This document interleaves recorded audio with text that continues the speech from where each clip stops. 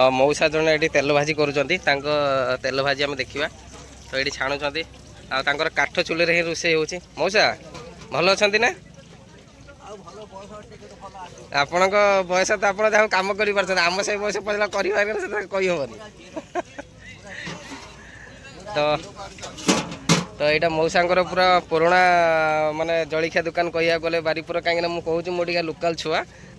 आमर दुकानटा भी बारिकपुर हाटर तो मौसा को सब देखे तो आज मौका मिलगला मौसा वीडियो बनवाटा मौसा केमती से रेट दौरान आप 10 टଙ୍କା 3टा पियाज 10 टଙ୍କା 3 अच्छा गुलगुला 10 टଙ୍କା 5 भुवनी 5 टଙ୍କା साधा भुवनी सब केते वर्ष आप दुकान कले 53 वर्ष तो आप 2 पैसा कतर तो मौसा 2 पैसा कतर दुकान कर तो आज तार मूल्य 2 पैसा बर्तमान टंका बर्तमान मूल्य ना 10 टଙ୍କା कहीने लगे लोक नौ ना आपण मैंने अंदाजा कर मौसा केते कष्ट सही दुकान आज बढ़े चलती।